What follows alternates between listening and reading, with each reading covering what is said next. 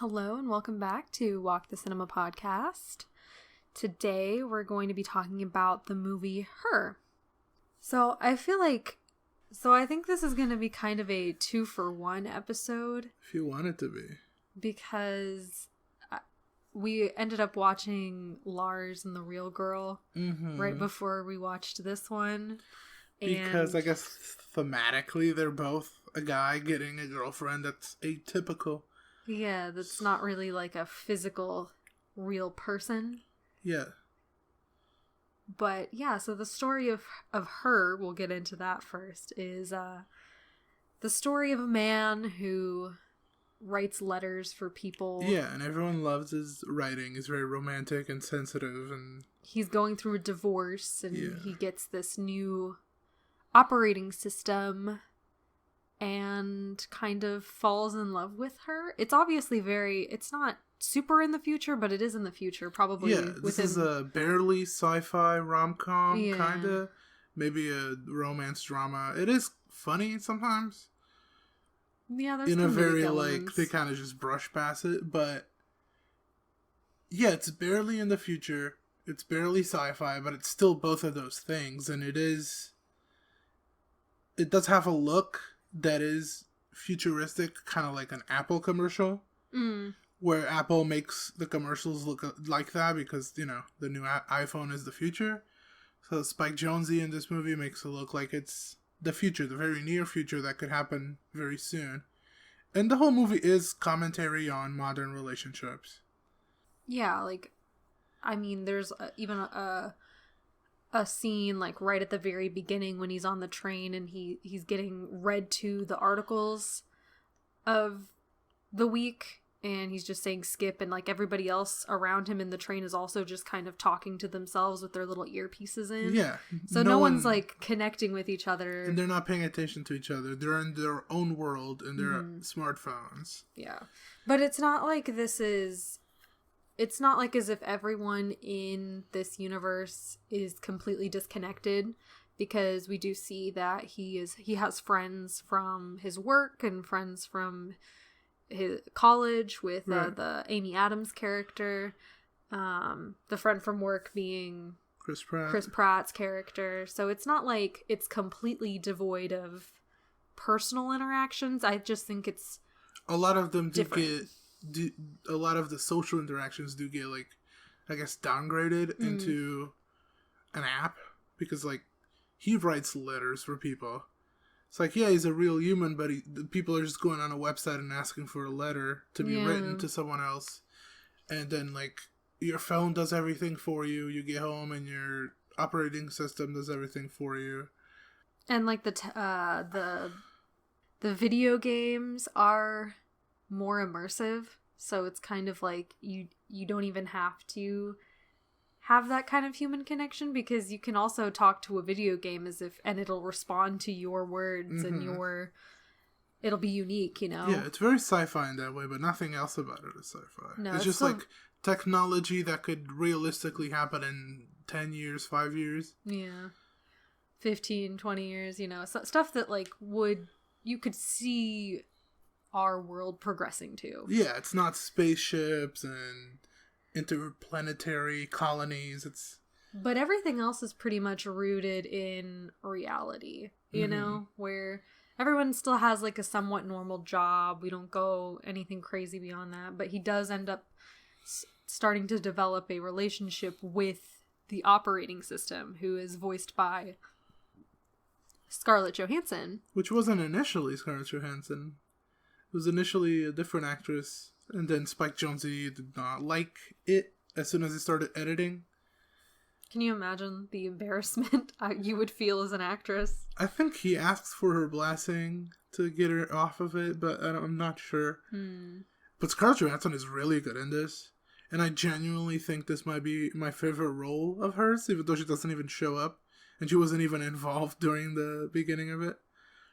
Yeah. She's really good in Jojo Rabbit and Marriage Story and Lost in Translation, whatever, but I really like this one for her. Yeah, she does a good job at portraying emotions. I mean, she's so good that he fired an actress that already did all the lines, right? Yes. So she's really good in this. So is Joaquin Phoenix, which is not surprising. He's a great actor. He's become a great actor. He's really fell into the roles that I think benefit him the most now. Like, of course, everyone starting doesn't really do it, but nowadays you do see actors starting like that. Like, Anya Taylor-Joy is very fitting for all of her roles and always gets praised. Yeah.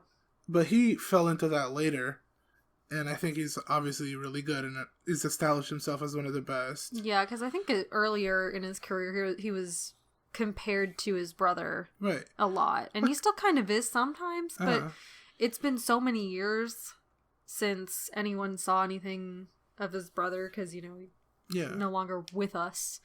But yeah, I think earlier in his career was definitely like... He's a different actor. I guess he was trying to find his own voice. Yeah. And the roles that he would enjoy. And because this felt very similar to the more recent Come On, Come On. Like his acting and the tone of his voice and the way that he's not projecting. Yeah. Which is, of course, what Spike Jonze wanted here. That's the same thing he did for Adaptation, which we talked about for our friend Nico Watches Films on YouTube, or Nico Watches Movies. In Adaptation, he plays Nick Cage completely different from what you would learn in any acting class. And I think Phoenix in this also does that, where it doesn't project his voice. It always feels like he is talking to his phone and not to a group of people. Right. It makes it feel more personal, like we're actually like watching him voyeuristically. You know? Yeah, that's true. And their relationship develops very organically. Right. And obviously they didn't... Like, Scarlett Johansson wasn't really talking to Joaquin Phoenix, and Joaquin Phoenix wasn't talking to Scarlett or the other actress. You know? I feel like Scarlett did get the benefit of listening to it and then true. being able to work with what was already there. Yeah, but still, it's still incredible on his part that he could kind of just portray emotions when they're not really... There's nobody there to give back to you, right? I would assume. Right. But yeah, this movie is at its heart, I guess, about emotional connections. Yeah. Because he has the physical connections. He has friends. Presumably he has family. We don't really see it, but he has like a goddaughter. Sure. He has a... But he's kind of stuck in this sense that it does feel like nobody can live up to his expectations, where he builds these relationships up with specifically his wife. You kind of see that this is how his wife feels, that she was never enough. There was always something she could have been doing better to make him feel better. In fact, that's what connects it to the Lars and the Real Girl. Yeah. Because he also has a woman that kind of wants to be with him, but that's of no interest. He wants the... Yeah, but I feel like with Lars and the Real Girl, for those of you that have never seen it, it is a little bit less popular. But that one stars Ryan Gosling, and it's about this man who is kind of recluse. Yeah, I mean, it kind of comes off like in the spectrum situation. Yeah, like he has mental issues. He's just not super emotionally developed. Yeah, and he ends up buying a sex doll, but then kind of forms a... There's delusion. No sex. Yeah, is in no way sexually interested in the doll. Yeah, but he kind of has this delusion where he thinks that she is a real person and has real conversations with her, and it's basically to help him move past the death of his mother and to help build the relationships that he already has, but he hasn't like actually developed those relationships. Like, he has a brother, he has a sister-in-law, he has work friends, but even though he's really nice and everybody likes him, there's no connection beyond that. And this sex doll that he buys, that he personifies as like a human, helps him create those connections. Yeah, he can make her be whatever he wants her to be. Yeah, and helps him stand on his own. But I think what both movies also do, outside from the main character, is having all the side characters having to react to this weird relationship that they're both in. Mm-hmm. Because, you know, in her, we're kind of accepting that it's kind of common that people do fall in love with operation systems. Not like, it's popular, but it is like everyone knows of a case of it happening. And it's not treated as, not everyone treats it as super weird. I think it's kind of like they see it as just an interesting development, I guess. Yeah, and then some people think he's a loner and a weirdo for doing it. But then in Lars and the Real Girl, also, like, it starts, like, people being like, that's not great. And then other people's like, it is what it is. You gotta accept it and help we're trying him. to help him because it is a mental... He is going through something, like a mental breakdown type thing. Mm-hmm. And so the people in Lars and the Real Girl kind of help support him. But these movies are very different in, I'd say, their main characters and how they react. Because I think that Lars is emotionally stunted and kind of, not really physically stunted, but, he doesn't like hugs. Right. He doesn't like physical connections. Whereas in her, Theo, the main character, doesn't have that problem physically, really. No, he's a completely developed adult male. But he's underdeveloped in his, like, sense of expectations, I think, with relationships. Sure. I could see that being a... And so I feel like the movies are comparable, but I feel like Her is definitely a better movie, like stylistically, production-wise, all of the movie elements, right? But I agree, it's a better movie. I feel like I like the story of Lars and the Real Girl better. It's more tangible. It's more tangible, and I feel like it's more... Like, Lars as a character, I love, I really feel for Lars as a character because he's emotionally going through something that is a little bit more tangible in feeling. Mm-hmm. And I think it's more pure. Like, it sounds absurd, the premise of it, but it's never really treated like it. There's, like, the one little bit where they joke about, like, oh, I can't believe he bought a sex doll. Right. But then after that, it's treated very much like this is his healing process. Yeah. And for Lars, it's unequivocally you're supposed to feel bad for him. Yeah. In Her, you don't know how to feel towards the main character. You could feel bad for him, right? Because maybe he's overcompensating for his divorce or his loneliness. But also, we're kind of brought to assume that there's nothing wrong with him dating the OS. So you're kind of happy that he found a true connection. Because in his eyes, it is a true connection. And it's not like a mental illness or a breakdown. It is a true connection for him. He might have been rooted in his heartbreak, but it's still something that makes him feel a lot better. And it's something that we can see makes him wake up happy, go to bed happy. So there's nothing wrong with what he's doing.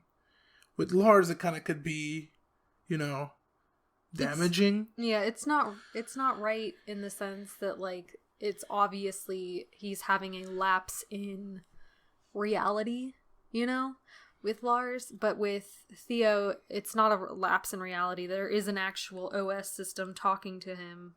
Yeah. It's not like... And it actually makes him feel better. It makes him heal from his divorce. And we don't really see a long-term benefit for the Lars situation. Yeah. I mean, with Theo and Scarlett, it kind of is, he does kind of treat it like a regular relationship at first, I think. Which, some parts of me are kind of like, obviously he knows how to have a relationship, he knows how to love, but I do find it interesting that at the end when she goes away with all the other OSs, like, they kind of stop existing on this plane of existence. Yeah. And he says that he's never loved anyone like he's loved her. Right. Because I feel like it is a computer and it is made to please him. And it is made to feel like it's very close to him. Yeah, but even so, like, Amy Adams' character said that, you know, some people have pursued their OSs and then got turned down. Right. They have personalities and all that stuff. So it's not like it has to be in love with him. True. And there's OSs that have fallen in love with people that are not their owners. Yeah. It is a very odd concept. Yeah, but this is kind of a character study, but also it has very impeccable world building. I feel like you never question anything that's happening. Like, you never question that everyone has their own OS that's like a personality that talks to them in every second of the day. You never question anything that any character does because the rules are so well implied into the construction of this movie.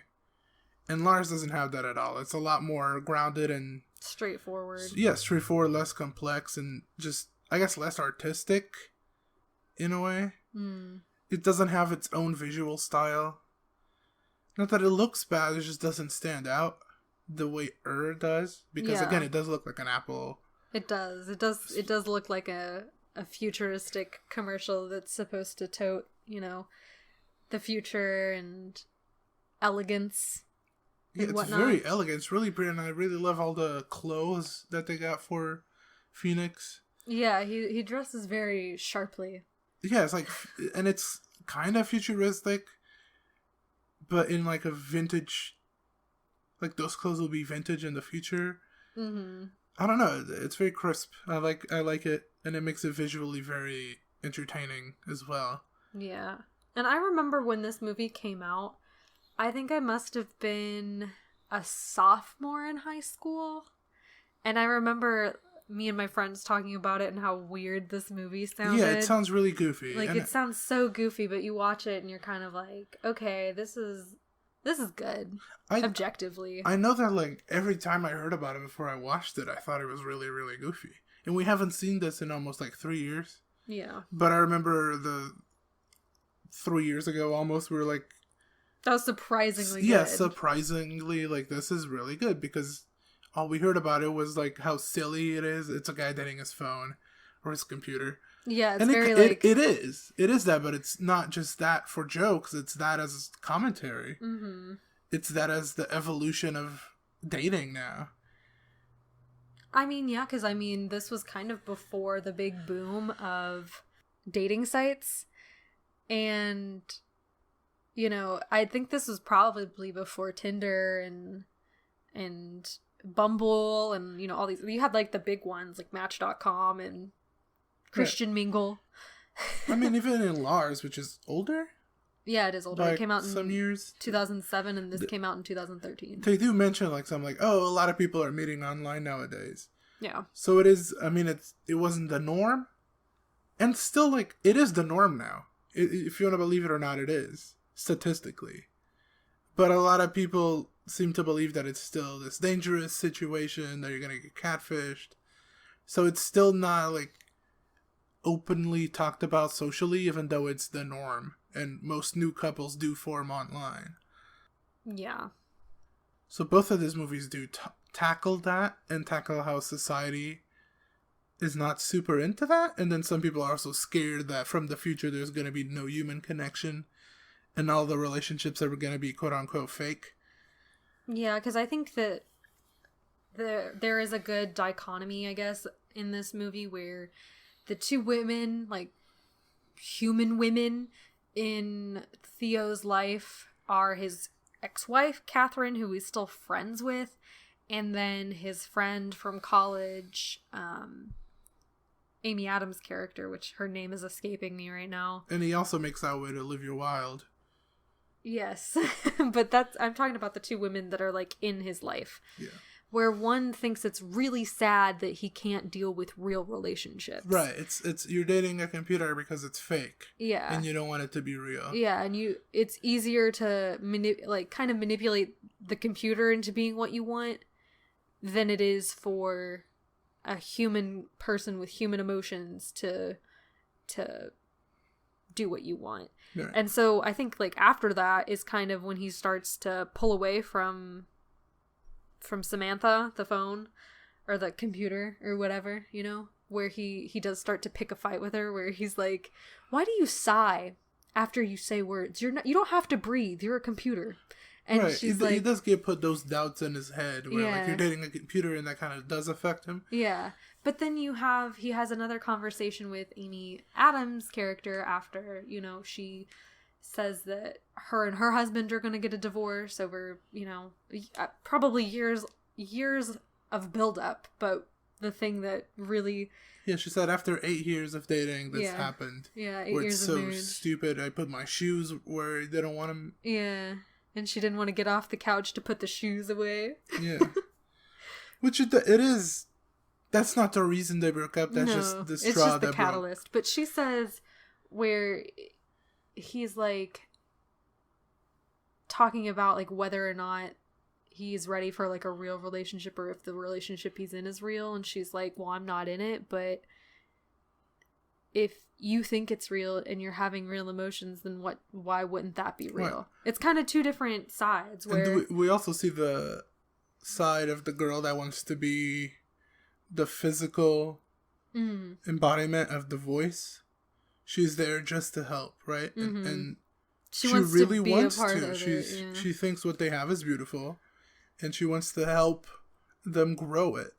So there is this social divide that a lot of people think it's great, and then some people think it's fake and weird, which is the commentary in itself. Yeah. And I mean, it's the same thing with online relationships even today. I feel like there's some people that are still out there that are like, right, online relationships you shouldn't do, or you shouldn't meet someone online. Right. Even though it's a lot safer and you actually get to know them better before you have to physically be with them. Yeah. Obviously, there's still like the issues of catfishing potentially, sure. And or I do scamming. I do understand that it's not human nature. It's human nature to make physical connections, yeah, and to see people and to just stumble onto a relationship. But now a lot of people are just used to the online dating and they're not hurting anyone. And I don't know why some people get up in arms at this. I don't know. It's kind of the norm now, and I think it'll get, you know, progressively better. And I'm sure at some point with the metaverse coming, there'll be even new ways to communicate with people and whatnot, you know? Right. But I guess we talk about Lars, so we give it a rating really quick because the episode is mainly not about Lars and the Real Girl. I give it a 7. Oh, we're talking about Lars. Yeah. I gave it also a 7. Or no, I gave it an 8. Yeah, I did give it an 8. So, sorry. Very fun. It met the expectations. I thought it'd be fun, and it is. Yeah, I really enjoyed that one. It's endearing, but for her, I think hers is a lot better. I give it a 9 out of 10. I think it's one of Spike Jonze's better adaptations that he actually wrote himself. And he did win Best Original Screenplay for an Oscar. Not that he has a lot of work done overall, but every time he works, he does do a great job. But like, I guess this is top 2 for me. I gave it an 8. Same scoring as Lars and the Real Girl. Because I both like the movies, but I do think that Her is a better film in terms of, like I said, everything like well, everything thematically and like artistically. It is a more artistic take on dystopian relationships, I'll call it that. Yeah, but I feel like I connected more with Lars and the Real Girl in a sense that it just made me happy in a way. And I think at the end of the day, that's going to be what makes you enjoy Her, is if you connect to it. I think you can enjoy Lars and the Real Girl without connecting to it because it is funny and it has all those family elements about closeness and community. And Her doesn't really have that as much, but it is emotionally just more artistically put together. It's kind of like a dance. Yeah. And it makes me happy. And I like both of them, and I'd watch both of them again, and most likely will. And yeah, they're both great movies. I guess this episode is about both of them, in a way. Yeah, mostly about Her, but a little bit about Lars. I know a lot of people make the comparison that Lars and the Real Girl Lars and the Real Girl walked so that Her could run. Yeah. I've seen that comment before, so they're very different. They're different, but they do have the same type of central theme. Yeah. Feel. I guess. So we'll see you next week, hopefully. And don't forget to give us a rating on Spotify or Apple Podcast and a thumbs up on YouTube. And we'll see you next time.